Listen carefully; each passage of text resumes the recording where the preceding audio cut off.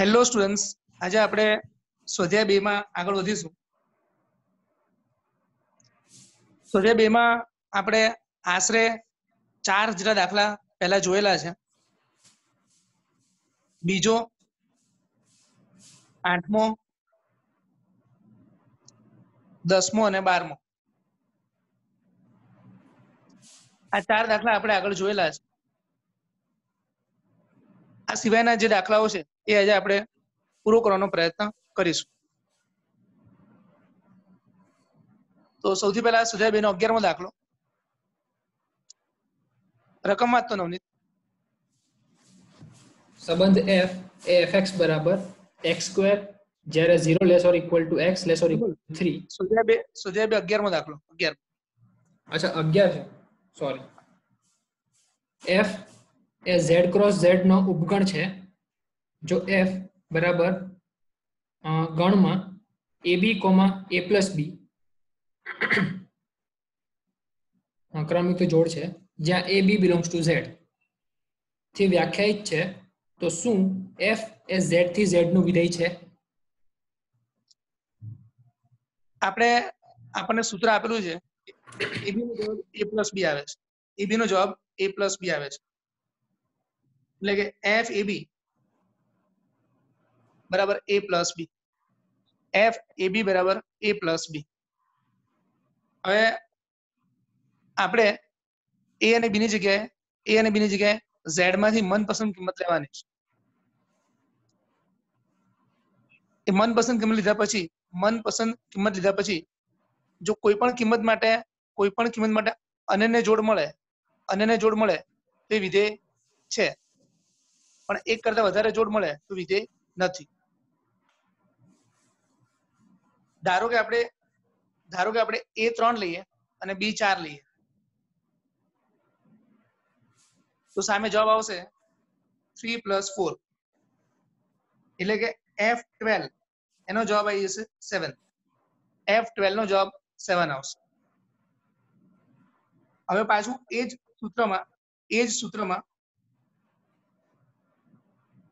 સૂત્રમાં આપણે a અને b ના સ્થાને 2 અને 6 લઈએ. a અને b ના સ્થાને 2 અને 6 લઈએ તો f12 એનો જવાબ આવશે 8. એટલે એનો મતલબ એવો થયો કે 12 માટે 7 પણ જવાબ આવે છે અને 12 માટે 8 પણ જવાબ આવે છે. તો 12 માટે 7 પણ જવાબ આવે છે અને 12 માટે 8 પણ જવાબ આવે છે. માટે f એ z થી z નું વિધેય નથી. તો f એ z થી z નું વિધેય નથી. આવી રીતના 12 માટે ચેક કર્યું, એ રીતના તમે કોઈ પણ વિભાજ્ય સંખ્યા માટે ચેક કરશો, એક કરતા વધારે જવાબ આવશે, માટે એ વિધેય નહીં થાય. કઈ કેવું છે નવનીત કે ક્લિયર છે? અચ્છા, ક્લિયર છે. આગળ વધીએ. દાખલા નંબર 1. દાખલા નંબર 1 માં fx ના બે સૂત્રો આપેલા છે. fx = x², જ્યાં x 0 થી 3 ની વચ્ચે છે. fx = 3x, x 3 થી 10 ની વચ્ચે છે. fx = x², x 0 થી 3 ની વચ્ચે છે. fx = 3x, x 3 થી 10 ની વચ્ચે છે. હવે આ રીતના બીજું g નું સૂત્ર પણ આપેલું છે. તો જેના માટે સૂત્ર આપ્યું છે 3x = x². જો x 0 થી 2 વચ્ચે હોય, તો gx નું સૂત્ર x² છે. જો x 2 to 10 વચ્ચે હોય તો gx નું સૂત્ર 3x. અહીંયા f અને g વિધેય છે કે નહીં આપણે નક્કી કરવાનું છે. નવનીત, આ બંનેમાં 0 થી 3 અને 3 થી 10 બંનેમાં કોમન અંક કયો છે? 3. તો 3 આપણે આ સૂત્રમાં મૂકીએ. અહીંયા સૂત્રમાં મૂકીએ. f3 = 3² એટલે 9 થશે. અને 3 આપણે આ સૂત્રમાં મૂકીએ તો F3 3 × 3 9 થશે. તો બંને જગ્યાએ x² માં પણ જવાબ 9 આવશે અને 3x માં પણ જવાબ 9 જ આવશે. એટલે કે 3 માટે અનન્ય કિંમત 9 મળશે. 3 માટે અનન્ય કિંમત 9 મળશે. પરંતુ જ્યારે આપણે g માં વાત કરશું તો આ બંનેમાં કોમન અંક કયો છે નવનીત? 2. 2. તો 2 ને પહેલા સૂત્રમાં મૂકશું તો g2 નો જવાબ આવશે 4. તો g2 લઈશું તો જવાબ આવશે 4. અને જો g ને એ 2 ને બીજા સૂત્રમાં મૂકવામાં આવશે તો g2 નો જવાબ આવશે 6. એટલે કે 2 નો જવાબ 4 પણ આવશે અને 2 નો જવાબ 6 પણ આવશે. માટે g માટે અનન્ય જોડ ન મળે. માટે g માટે અનન્ય જોડ ન મળે. માટે g વિધેય નથી.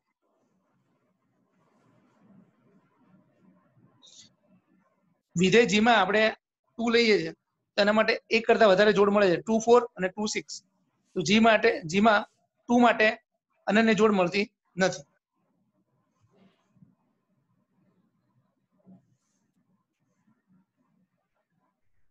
ટુ માટે g માં અનન્ય જોડ મળતી નથી.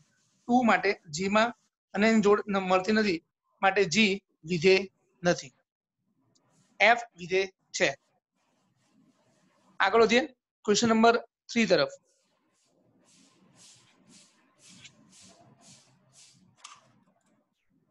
સ્વાધ્યાય 2 માં દાખલા નંબર 3.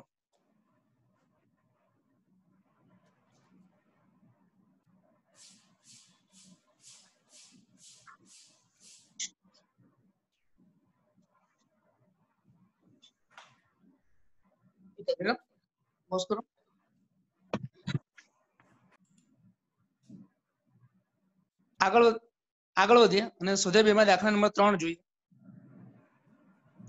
સ્વાધ્યાય 2 માં દાખલા નંબર 3 fx =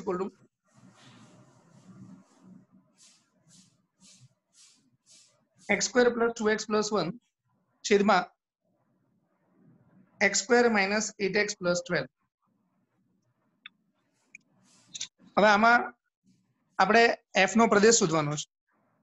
તમને ખ્યાલ જ છે કે જ્યારે આપણે fx = y લખીએ તો આપણી જોડ બનશે xy.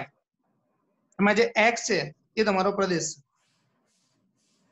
x જે છે એ તમારો પ્રદેશ. હવે અહીંયા જે f નું સૂત્ર આપેલું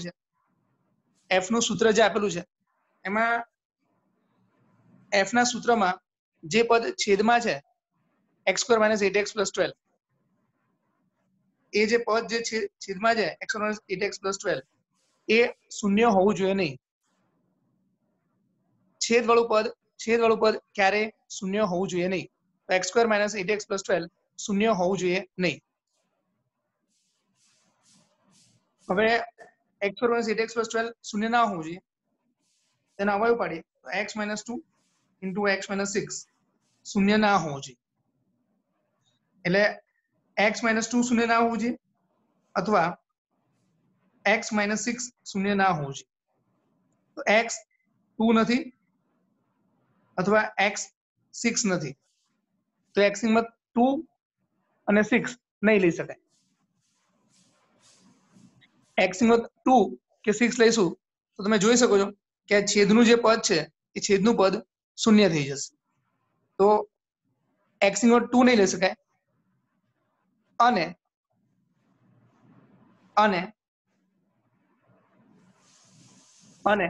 x ની કિંમત 6 નહીં લઈ શકાય. તો x ની કિંમત 2 અને 6 આ બે કિંમતો નહીં લઈ શકાય. હવે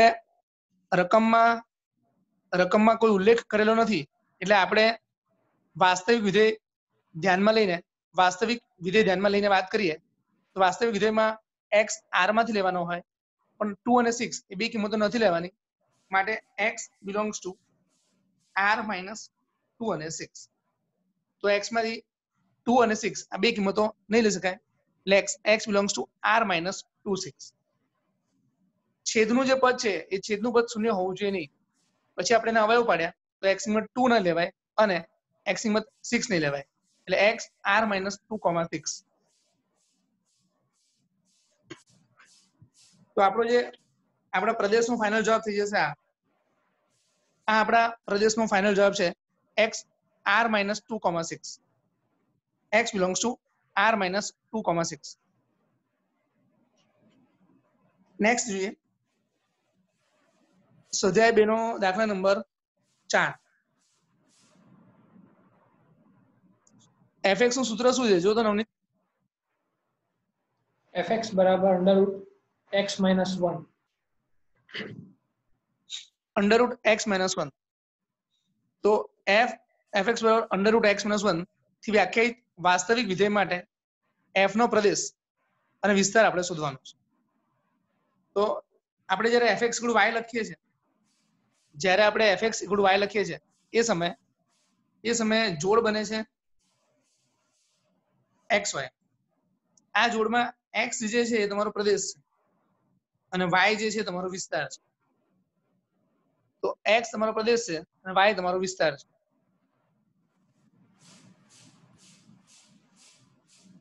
એ પ્રમાણે આપણે જોવા જઈએ તો રકમમાં વાસ્તવિક વિધેય પહેલેથી આપેલું છે. વાસ્તવિક વિધેય પહેલેથી આપેલું છે માટે x ની કિંમત જે પણ હશે એ r માંથી લેવાની આવશે. વાસ્તવિક વિધેય આપેલું છે એટલે x ની કિંમત r માંથી લેવાની આવશે, પરંતુ રૂટની અંદર જે પદ છે x - 1 એ હંમેશા ધન હોવું જોઈએ. તો x - 1 > 0 હોવું જોઈએ. x > 1 એટલે કે x ની કિંમત 1 કે એના કરતા મોટી લેવી પડશે. x belongs to 1 to infinite. x belongs to 1 to infinite. તો આપણો પ્રદેશ થઈ ગયો. તો પ્રદેશ આવશે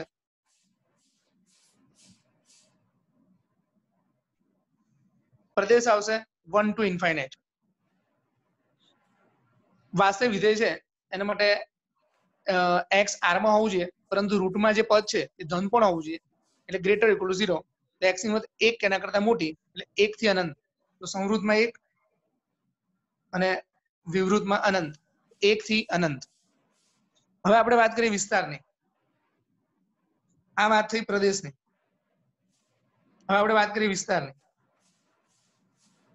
તો તમે જ્યારે fx = y લખો છો તો y તમારો વિસ્તાર છે. fx = √x - 1. હવે આપણે જાણીએ છીએ કે રૂટનો જે પણ જવાબ આવશે હંમેશા greater or equal to 0 આવશે. એટલે દાખલો ગણ્યા પહેલા જ ખબર પડી જાય કે y નો જવાબ greater or equal to 0 આવશે. તેમ છતાં આપણે અમુક કિંમતો લઈને ચેક કરીએ. f1 આમાં મૂકશું એટલે 0 આવશે. f2 આમાં મૂકશું જવાબ 1 આવશે. f3 આમાં મૂકશું તો જવાબ √2 આવશે. 4 આમાં મૂકશું તો જવાબ √3 આવશે. તો જેટલા પણ જવાબ આવે છે બધા જવાબ greater or equal to 0 આવે છે. જેટલા પણ જવાબ આવે છે બધા જવાબ greater or equal to 0 આવે છે. માટે વિસ્તાર થઈ જશે 0 થી અનંત સુધી. જવાબ હંમેશા આનો ધન આવશે. આનો જવાબ હંમેશા ધન આવશે. એટલે વિસ્તાર આપણો થઈ જશે 0 થી ચાલુ કરીને અનંત સુધી. 0 થી અનંત વિસ્તાર 0 થી અનંત આવશે.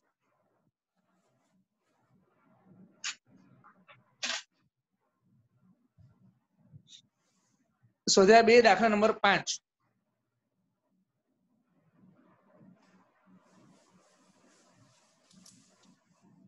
સ્વાધ્યાય 2 માં દાખલા નંબર 5 જો તો રકમ વાંચો ને.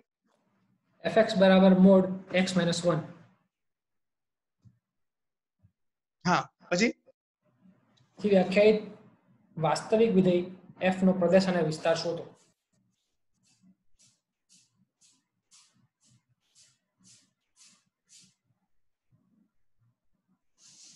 fx = x - 1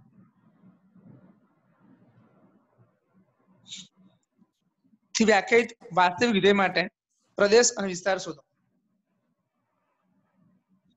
તો fx = છે માનાંકમાં x - 1 છે એનાથી વ્યાખ્યાયિત વાસ્તવિક વિધેય f નો પ્રદેશ અને વિસ્તાર શોધવાનો છે.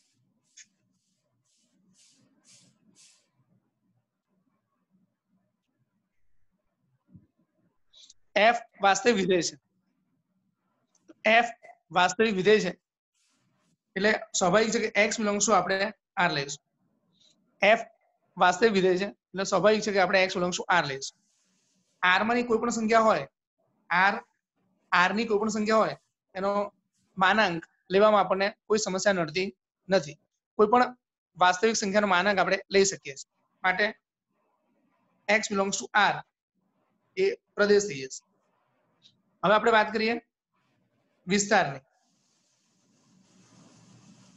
fx = માનાંકમાં x - 1, fx = માનાંકમાં x - 1, fx = y. તો માનાંકમાં x - 1 એને આપણે y ધાર્યું છે. હવે x r માં હોય, r માં કોઈ પણ તમે વાસ્તવિક સંખ્યા લો, તમે એક બાદ કરો એ પણ r માં જ આવે, એનો માનાંક લો એટલે સ્વાભાવિક રીતે જવાબ જે છે એ ગ્રેટર ઇક્વલ ટુ 0 થઈ જાય. તો y નો જવાબ થઈ જશે ગ્રેટર ઓર ઇક્વલ ટુ 0. y નો જવાબ ગ્રેટર ઓર ઇક્વલ ટુ 0 એટલે જે વિસ્તાર છે વિસ્તાર થઈ જશે 0 થી અનંત સુધી. વિસ્તાર આપણો થઈ જશે 0 થી શરૂ કરીને અનંત સુધી. 0 થી શરૂ કરીને અનંત સુધીનો વિસ્તાર થઈ જશે. નવનીત તું સમજાઈ દે એકવાર. સર fx બરાબર માનાંક x - 1. હવે પ્રદેશ એટલે જેટલી પણ શક્ય કિંમત બને એટલે f વાસ્તવિક વિધેય છે તો x બિલોંગ્સ ટુ r એટલે કે r માંથી કોઈ પણ કિંમત આપણે વિધેયમાં મૂકી શકીએ એટલે પ્રદેશ હશે r. અને વિસ્તાર એટલે જવાબ. તો જવાબ શું આવશે? માનાંક કોઈ પણ વિધેયનું લઈએ તો જવાબ હંમેશા ધન આવે. એટલે કે fx બરાબર y લખું તો x તો r માંથી જ લેવાનો છે એટલે x - 1 પણ r નું જ થશે અને એનું માનાંક પણ હંમેશા ધન બનશે. તો y ઓલવેઝ ધન બનશે એટલે 0 થી ઇન્ફાઇનાઇટ.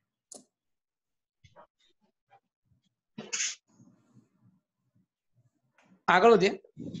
સ્વાધ્યાય 2 માં દાખલા નંબર 6 જોઈએ.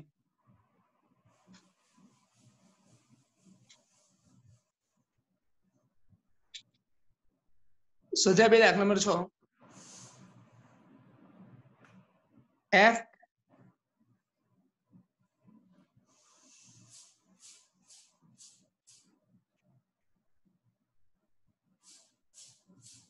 x, x² upon 1 plus x²,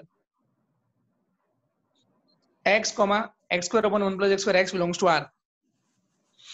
f r થી r નું વિધેય હોય તો એનો વિસ્તાર શોધવાનો છે.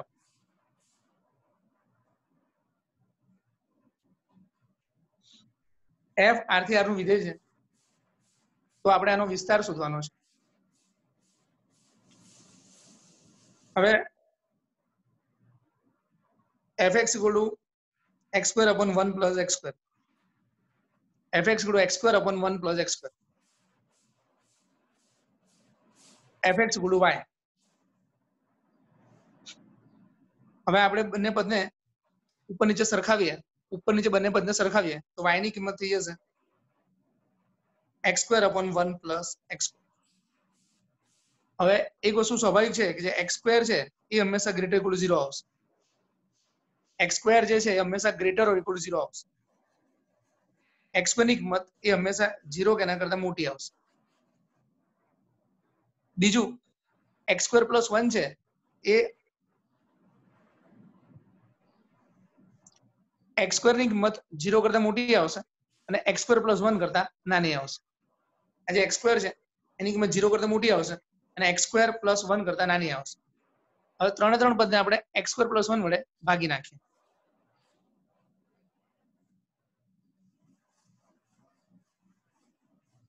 ત્રણે ત્રણ પદને આપણે x² plus 1 વડે ભાગી નાખીએ.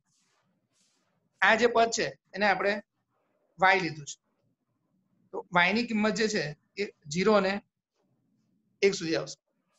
હવે x² જે છે ને એ ખરેખર x² plus 1 કરતા નાનું આવશે એટલે અહીંયા લેસ ધેન આવશે, અહીંયા લેસ ધેન આવશે, અહીંયા લેસ ધેન આવશે. તો x² ની કિંમત x² plus 1 કરતા નાનું આવશે એટલે y ની કિંમત 1 કરતા નાની આવશે એટલે અહીંયા આગળ આવશે વિવૃત અંતરાલ. તો આપણો ફાઇનલ જવાબ થઈ જશે y બિલોંગ્સ ટુ સંવૃત 0 અને વિવૃત 1.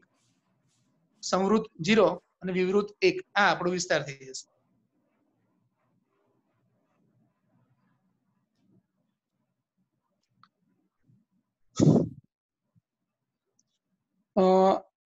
નેક્સ્ટ સમજીએ સ્વાધ્યાય 2 માં દાખલા નંબર 7.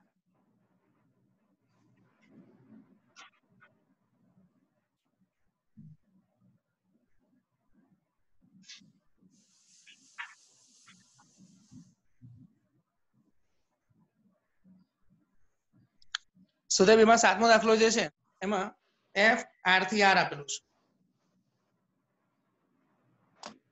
g r થી r આપેલું છે. હવે આપણને fx અને gx ના સૂત્રો આપેલા છે. fx નું સૂત્ર x + 1, gx નું સૂત્ર 2x - 3. આપણે f + g, f - g અને f / g શોધવાનું છે.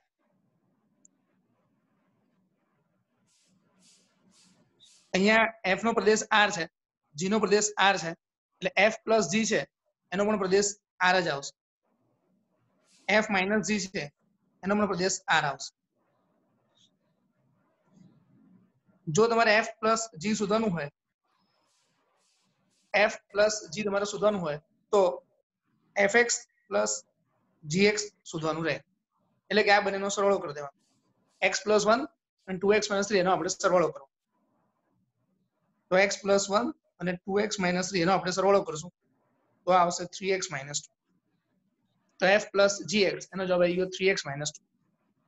હવે આપણે f - g શોધવાનું હોય, f - g તે થશે fx - gx. fx - gx તો આપણે x + 1 અને 2x - 3 એની બાદબાકી કરવાની છે. તો આ થઈ જશે -x + 4. તો આ તમારું f - gx થઈ ગયું. આવી રીતના જો f * g પૂછ્યું હોય, f * g તો બંને પદનો ગુણાકાર કરી નાખવાનો. પરંતુ f * g નથી પૂછ્યું, f / g પૂછ્યું છે, f / g. તો આપણે f / g લઈએ. બધાનો સહપ્રદેશ તો આપણે r જ લેવાનો છે.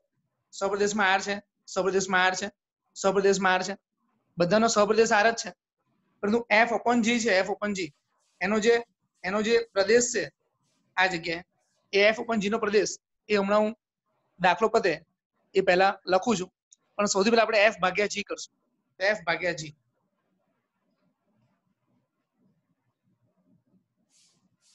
તો f / g આવશે fx / gx. fx / gx તો x + 1 છેદમાં 2x - 3. x + 1 / 2x - 3. છેદનું જે પદ છે એ 2x - 3 એ ક્યારે 0 ના હોવું જોઈએ. એટલે 2x - 3 0 ના હોવું જોઈએ. તો x ની કિંમત 2x ની કિંમત 3 ના હોવી જોઈએ. એટલે કે x ની કિંમત 3/2 ના હોવી જોઈએ.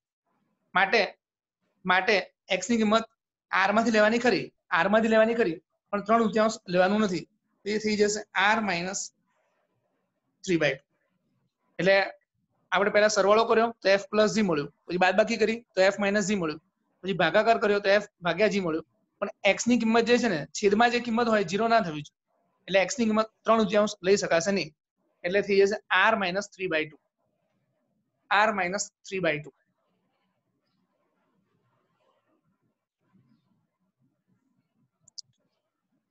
હવે આપણે આગળ વધીએ.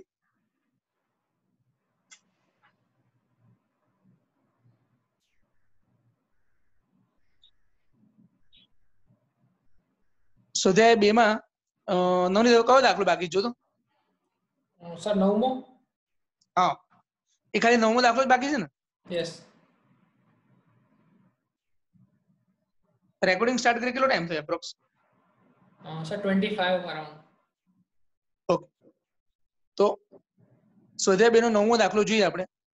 તો એમાં કયું છે r એ n થી n નો સંબંધ છે. r એ n થી n નો સંબંધ છે અને r બરાબર ab જ્યાં a બરાબર b². r બરાબર ab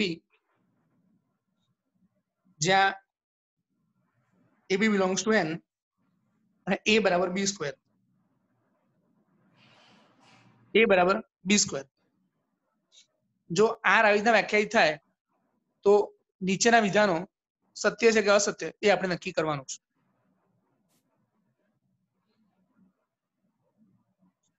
a બરાબર b સ્ક્વેર, a બરાબર b સ્ક્વેર એનો મતલબ એવો થયો કે રૂટ a બરાબર b, રૂટ a બરાબર b. તો આ જે b છે, આ જે b છે એ b ની જગ્યાએ આપણે રૂટ a મૂકી શકીએ, b ની જગ્યાએ આપણે રૂટ a મૂકી શકશું, a રૂટ a.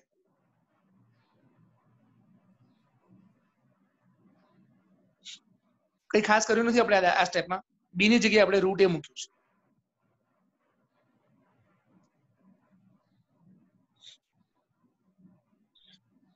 હવે b ની જગ્યાએ રૂટ a મૂક્યા પછી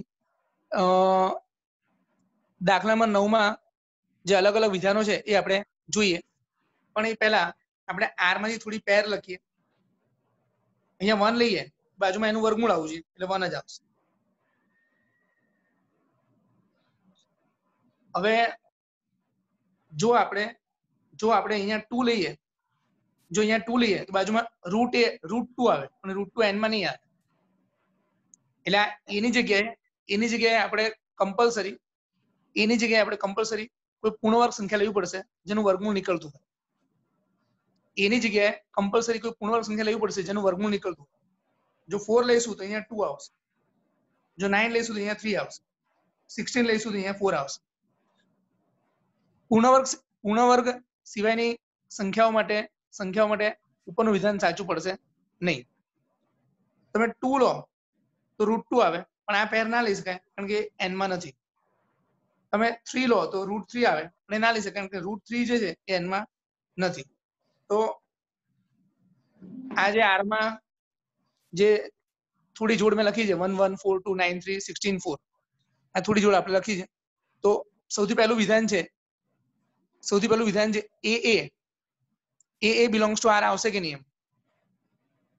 તો પહેલું વિધાન છે a belongs to r આવશે, તો આ વિધાન અસત્ય છે કારણ કે 3 રૂટ 3 છે એ r માં આવતું નથી, 2 રૂટ 2 છે એ r માં આવતું નથી. હવે એક વસ્તુ તમે જોઈ કે તમે જે સંખ્યા લો છો એનું વર્ગમૂળ બાજુમાં આવે છે. 16 લો એનું વર્ગમૂળ બાજુમાં 4 આવે છે. હવે 16 4 એ r માં આવશે, પરંતુ એને ઊંધું કરીએ તો 4 16 જે છે એ r માં આવશે નહીં. 16 4 r માં આવશે પણ એને ઊંધું કરીએ તો 4 16 છે r માં આવશે નહીં.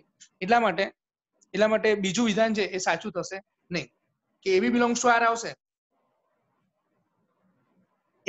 આવશે, પરંતુ એને ઊંધું કરીએ તો ba belongs to r આવે એવું જરૂરી નથી. હવે આપણે 9માનું ત્રીજું વિધાન જોઈએ. 9માનું ત્રીજું વિધાન, પહેલું વિધાન ખોટું છે, બીજું વિધાન પણ ખોટું છે. હવે ત્રીજું વિધાન જોઈએ.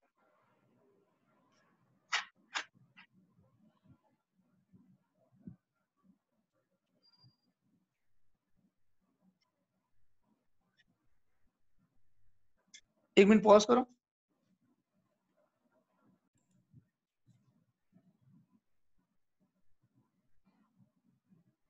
નવમાનું ત્રીજું વિધાન લઈએ કે AB belongs to R.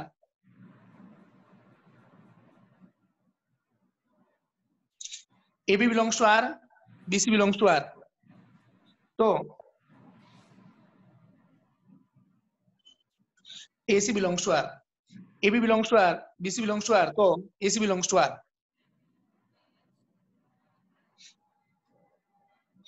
આ જે વિધાન છે એ વિધાનની આપણે સત્યાર્થતા ચકાસવાની છે.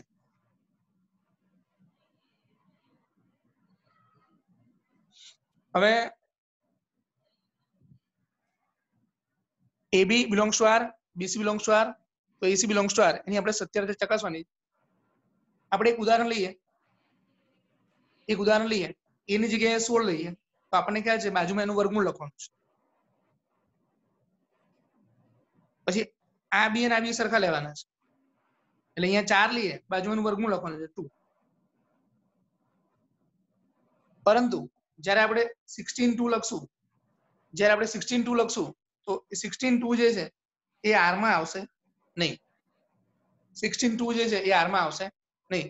એ આપણે 16 લીધું છે, બી આપણે 4 લીધું છે, પછી અહીંયા b4 લીધું અને c2 આવ્યું. તો આ બંનેની જોડ બનાવીએ, કોમન જોડ. 4 અને 4 કાઢી નાખીએ, અહીંયા આવશે 16. 16 r માં નથી. બી અને બી કાઢ્યા પછી અહીંયા જોડ ac ની બને છે. તો 4 અને 4 કાઢ્યા પછી જોડ 16 બને છે, એ r માં નથી. માટે આ જે ત્રીજું વિધાન છે, 9માનું ત્રીજું વિધાન, એ 9માનું ત્રીજું વિધાન સત્ય નથી. તો 9માના 3 વિધાન સત્ય નથી. માટે ત્રણેય વિધાનો સત્ય નથી.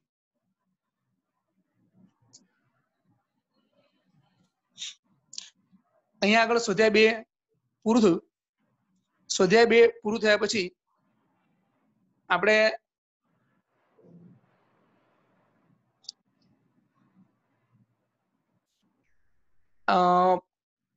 બે ત્રણ વિધેયો છે જેના વિશે વાત કરવાની છે.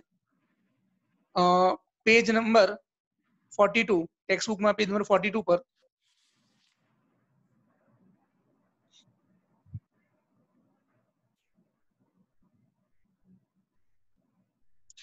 પહેલું વિધેય છે ચિહ્ન વિધેય. તો આપણે વાત કરીએ.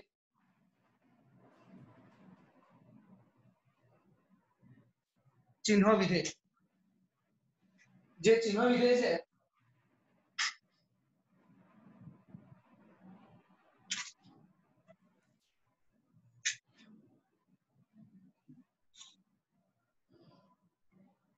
ચિહ્ન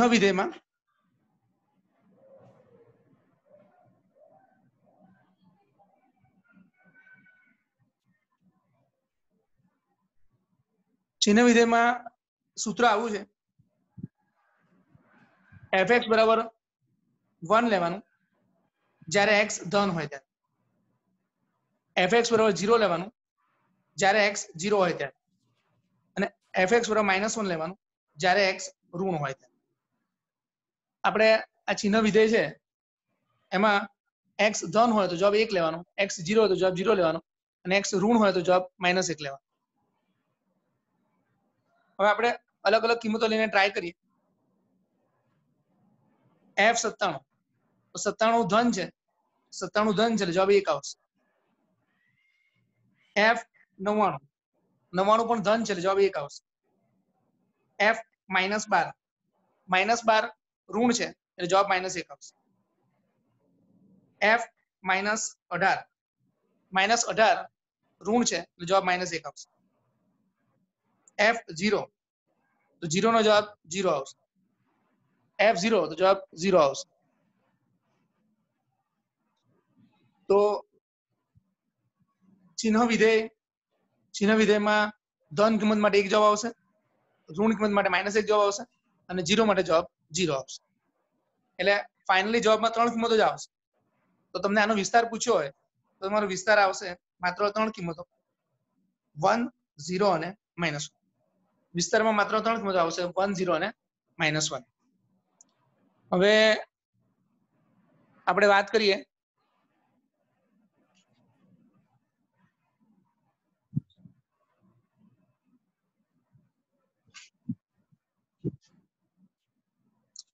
મહત્તમ પૂર્ણાંક વિધેય. પેજ નંબર 42, મહત્તમ પૂર્ણાંક વિધેય.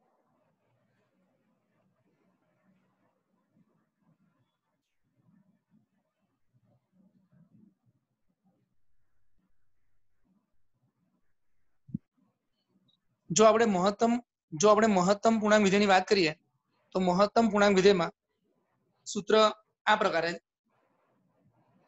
fx = box x. આને કહેવાય છે box x. આ જે box x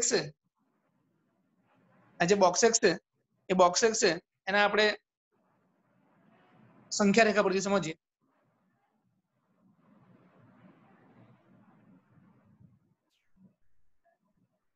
ચલો નવનીત, 1 અને 2 વચ્ચેથી કોઈ સંખ્યા બોલતો. 1.7. 1.7. 1.7 ની ડાબી સાઈડે કયો પૂર્ણાંક આવે છે?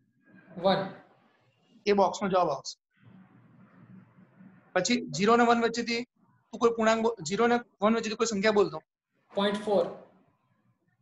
0.4. તો 0.4 છે એની ડાબી સાઈડે કયો અંક આવે? 0. તો 0 આવશે. 0 અને -1. 0 અને -1. તો 0 અને -1 એની વચ્ચેથી કોઈ સંખ્યા બોલતો નવનીત. -0.6. તો -0.6. તો -0.6 એની ડાબી સાઈડ આવશે -1. તો -0.6 ની ડાબી સાઈડે -1 આવશે એટલે બોક્સનો જવાબ -1 આવશે. એના -1 અને 2 વચ્ચેથી સંખ્યા બોલતો. -1.5. -1.5 એની ડાબી સાઈડે આવશે -2. અહીંયા આવશે -2.1 એની ડાબી સાઈડે આવશે -3. એટલે તમારે બોક્સ એક્સ માં એટલું ધ્યાન રાખવાનું છે કે ડાબી સાઈડનો જે અંક હોય એ તમારે જવાબમાં લખવાનો છે. જો અંક પોતે પૂર્ણાંક હોય તો પછી તમારે જવાબ એ જ રાખવાનો છે.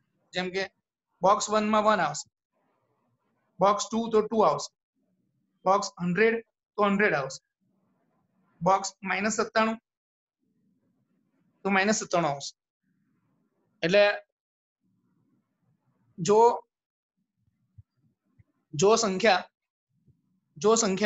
પૂર્ણાંક હોય તો તમારે જવાબ એનો જ રાખવાનો છે. પરંતુ સંખ્યા જો પોઈન્ટમાં હોય તો એની ડાબી સાઈડે જે અંક આવે એ તમારે જવાબમાં લખવાનો છે. બોક્સ √3 તમે લો 1.73. 1.73 ની ડાબી સાઈડે આવશે 1 એટલે બોક્સ √3 નો જવાબ આવશે 1. હવે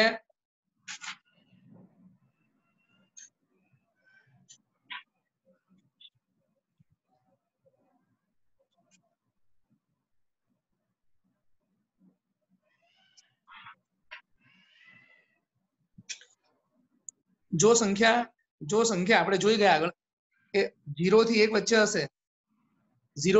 હશે તો એના બોક્સનો જવાબ 0 આવશે. જો સંખ્યા 1 અને 2 વચ્ચે હશે તો બોક્સનો જવાબ 1 આવશે. જો સંખ્યા 2 અને 3 વચ્ચે હશે તો બોક્સનો જવાબ 2 આવશે. ડાબી સાઈડનો જવાબ લખવાનો છે. જો સંખ્યા -5 અને -4 વચ્ચે હશે તો બોક્સનો જવાબ -5 આવશે.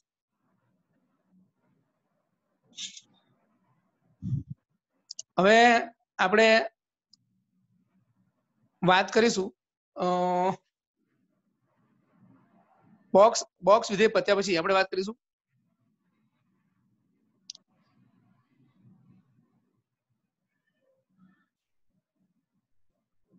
અત્યારે આપણે વાત કરી મહત્તમ પૂર્ણાંક વિધેયની.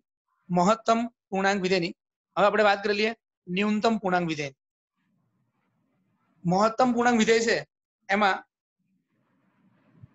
આપણે એક સંખ્યા લઈએ 4 અને 5 વચ્ચેથી એક સંખ્યા લઈએ 4.8. તો 4.8 છે એ 4.8 ની ડાબી સાઈડે જે સંખ્યાઓ બધી સંખ્યા હું લખું છું 4 3 2 1 0 -1 -2. આ 4.8 ની ડાબી સાઈડે જે સંખ્યાઓ છે એ બધી સંખ્યાઓ મેં લખી છે. આ જેટલી પણ સંખ્યાઓ છે એમાં સૌથી મહત્તમ 4 છે. જેટલી પણ સંખ્યાઓ છે એમાં સૌથી મહત્તમ 4 છે માટે આનો જવાબ આવશે 4.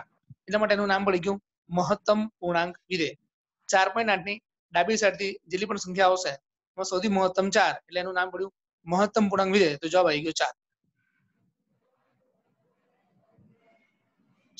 હવે ન્યૂનતમ પૂર્ણાંક વિધેય. તો ન્યૂનતમ પૂર્ણાંક વિધેયમાં તમારે જે અંક હોય એની જમણી સાઈડથી તમારે જવાબ બોલવાનો છે.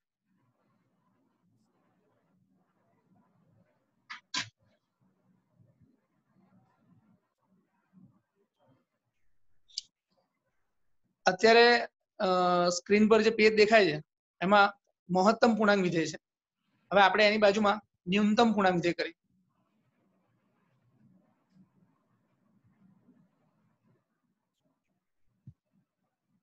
न्यूनतम पूर्णांक विधेय एमां आ जे पण संख्या होय एनी जमणी साइडे તમારે જવાબ બોલવા એટલે 1.7 ની જમણી સાઈડ 1.7 ની જમણી સાઈડ આવશે 2 0.4 ની જમણી સાઈડ આવશે 1 -0.6 એની જમણી સાઈડ આવશે 0 -1.5 ની જમણી સાઈડ આવશે -1 તો -1.5 ની જમણી સાઈડ આવશે -1 જે ન્યૂનતમ પૂર્ણાંક વિધેય છે એનો સંકેત આવો છે આ પ્રકારનો સંકેત છે ન્યૂનતમ પૂર્ણાંક વિધેય એમાં આ પ્રકારનો સંકેત છે જેમાં તમારે જે પણ અંક હોય એની જમણી સાઈડનો અંક તમારે લેવાનો 1.7 એની જમણી સાઈડે 2 0.4 એની જમણી સાઈડે 1 -0.6 એની જમણી સાઈડે 0 એટલે જે પણ હોય એનો તમારે જમણી સાઈડનો અંક લેવાનો છે નવનીત તારે કશું કહેવું છે આમાં હા સર એકદમ ઈઝી છે ઓકે હવે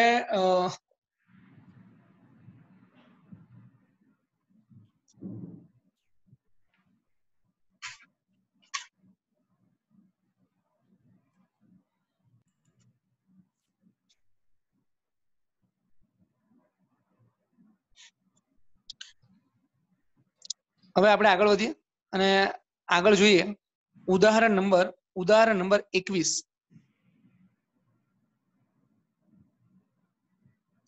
ઉદાહરણ 21 જે છે એમાં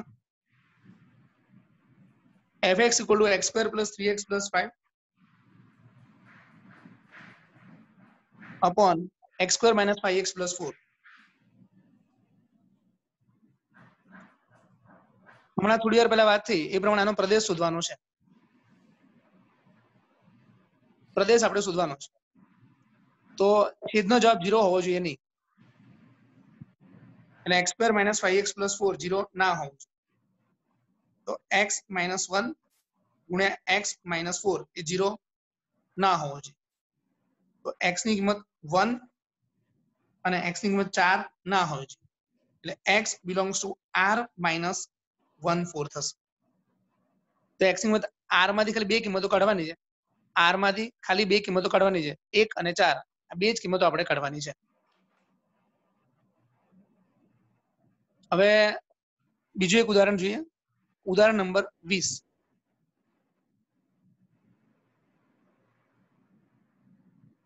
ઉદાહરણ 20 માં એ લોકોએ f માં 4 જોડ આપેલી છે અને આપણને કહી દીધું છે કે આપેલું વિધેય સુરેખ વિધેય છે તો f માં 4 જોડ આ પ્રમાણે આપી છે 1 1 2 3 0 - 1 -1 -3 1 1 2 3 0 -1 -1 -3 આ રકમમાં f સુરેખ વિધેય આપેલું છે અને આપણે એ સુરેખ વિધેય શોધવાનું છે તો fx નું સૂત્ર છે mx + c સુરેખ વિધેય હોય એમાં સૂત્ર આવે mx + c સુરેખ વિધેયમાં સૂત્ર આવશે mx + c અહીંયા આગળ x ની 1 ઘાત છે mx + c તો x ની 1 ઘાત છે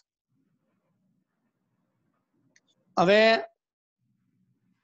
રકમમાંથી આપણે મનપસંદ કોઈ પણ બે જોડ લઈએ સૌથી પહેલા આપણે લઈએ 1 1 તેનો મતલબ એવો છે કે x ની જગ્યાએ 1 મૂકીએ x ની જગ્યાએ 1 મૂકીએ તો તમારો જવાબ 1 આવશે તો f1 એનો જવાબ 1 આવશે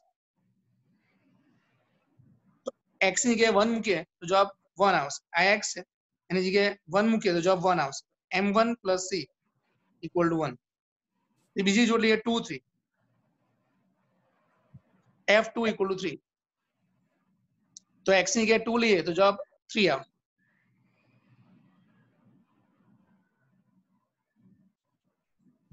તો x ની જગ્યાએ 2 લઈએ તો જવાબ 3 આવશે m + c = 1 2m + c = 3 હવે આપણે બાદબાકી કરીએ તો -m = -2 એટલે m આપણું 2 મળી ગયું m આપણને 2 મળી ગયું m ની કિંમત પહેલા સમીકરણમાં મૂકી દઈએ તો 2 + c = 1 તો c = -1 તો આપણે m અને c શોધવાનું હતું, તો m અને c આપણને મળી ગયું.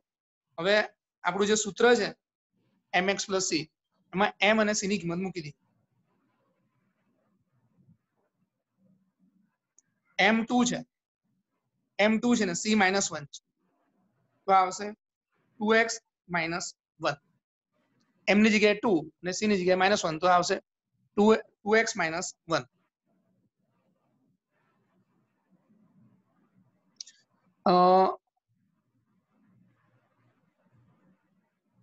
ઉદાહરણ 19 જોઈએ આપણે.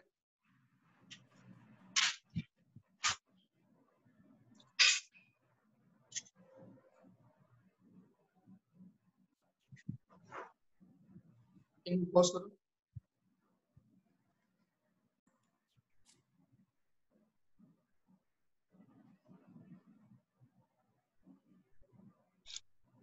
ઉદાહરણ 19 માં r બરાબર જોડ AB આપેલી છે,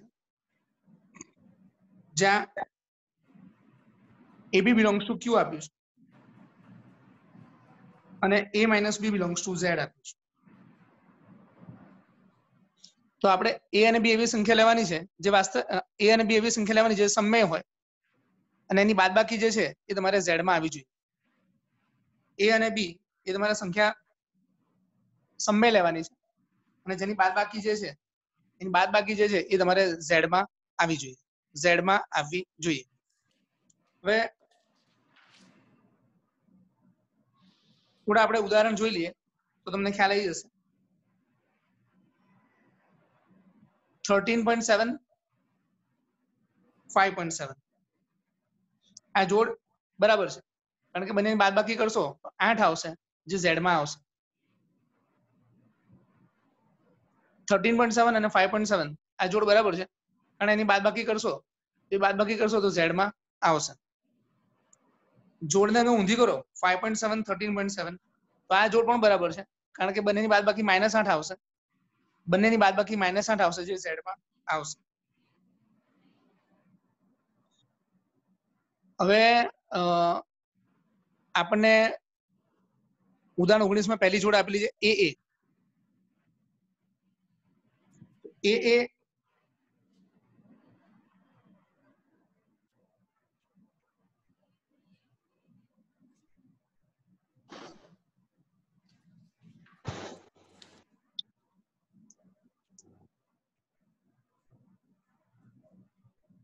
AA જોડ છે એ વેલિડ છે, કારણ કે A અને એની બાદબાકી કરશો તો એ Z માં આવશે. A - A 0 એ Z માં આવશે. બીજી જોડ લઈએ. જો AB belongs to R, તો A અને B ની બાદબાકી Z માં આવશે. જેમ કે અહીંયા 13.7 અને 5.7 ની બાદબાકી Z માં આવશે. એને ઊંધું કરીએ તો B - A પણ Z માં આવશે, માટે BA belongs to પણ R થશે. એટલા માટે જે ઉદાહરણ 19 માં બીજું વાક્ય છે એ પણ બરાબર છે. ઉદાહરણ 19 ત્રીજું વાક્ય. જો AB belongs to R અને BC belongs to R આવું રકમમાં આપેલું છે. AB belongs to R અને BC belongs to R આવું રકમમાં આપેલું છે. તો A - B જે છે એ Z માં છે, B - C છે એ પણ Z માં છે. બંનેનો સરવાળો કરીએ તો A - C જે છે એ પણ Z માં આવશે, માટે AC belongs to R થશે. માટે ત્રીજું વાક્ય પણ સાચું છે, બીજું પણ સાચું છે અને પહેલું પણ સાચું છે. ત્રણ વાક્ય સાચા છે. તો અહીંયા આગળ આપણે પ્રકરણ 2 પૂર્ણ કરીએ છીએ. નોંધ આ પ્રકરણ 2 નું સ્વાધ્યાય 2 નું આખું પેપર વિથ સોલ્યુશન મૂકી દેજો પછી. ઓકે, ઠીક છે સર. અને આના જે એક્સ્ટ્રા સમ છે એ પણ ધ્રુવ સર પાસે લઈને તમે અપલોડ કરી દેજો. સારું. એટલે સ્વાધ્યાય 2